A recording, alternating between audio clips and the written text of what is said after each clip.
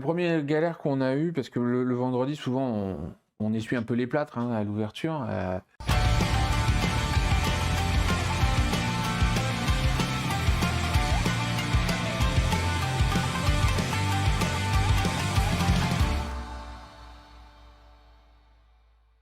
On a parlé du coup des jours qui précèdent un peu le Japan Expo, mais le lancement.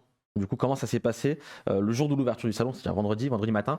Comment ça s'est passé? Est-ce que voilà, au niveau de la file, au niveau de la sécurité, au niveau du pass Il y avait vaccinal. cette nouveauté qui est le pass vaccinal, qui a été très sympa. Jean-François y a passé un certain temps et ça n'avait pas l'air d'être toujours bien pris, quoi. Ouais, alors le premier galère qu'on a eu, parce que le vendredi, souvent, on essuie un peu les plâtres à l'ouverture. Et la première galère qu'on a eue, c'était avec nos amis exposants, puisqu'ils arrivent à 7h30. Et c'est les premiers qu'on doit contrôler, faire entrer. Et du coup, à ce moment-là, on se retrouve quand même avec le TAC Vérif qui marche à peu près. Mais par contre, notre outil de contrôle qui lui, n'a pas été utilisé depuis 2 ans, c'est plus compliqué. Et puis les gens étaient rouillés, donc il y avait des petits paramètres qui n'avaient pas été forcément bien mis. On a réglé ça assez vite, mais simplement, effectivement, moi j'avais prévu d'être entre 7h30 et 7h45 aux exposants, mais j'ai duré jusqu'à 8h15 pour régler tous les petits soucis.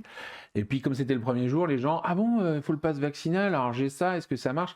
En fait, nous, on n'est pas spécialistes là-dedans. On prenait l'application, tu bipes, ça dit vert, allez-y, ça dit rouge, on ne peut pas vraiment aider les gens. Donc c'était un peu frustrant à ce niveau-là, parce que d'habitude, quand quelqu'un ne peut pas accéder, on est capable de lui dire, ah oui, parce que votre ticket il a déjà été utilisé, c'est parce que ça.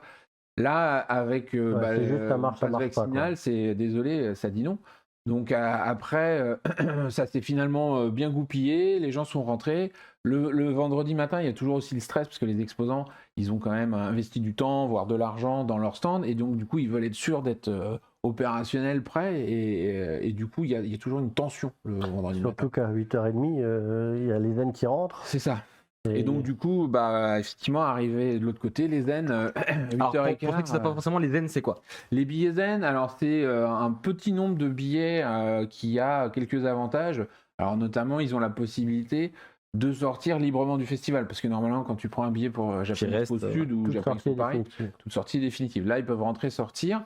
Ensuite, ils avaient un sac cadeau, ils avaient différents... l'idée simplement de rentrer plus tôt dans le festival, puisqu'ils rentrent à 8h30 au lieu de 9h. Donc voilà, il y a différents avantages selon les années. Alors par exemple, avant, il y avait des histoires de consignes. Bon là, avec le Covid, on avait laissé tomber.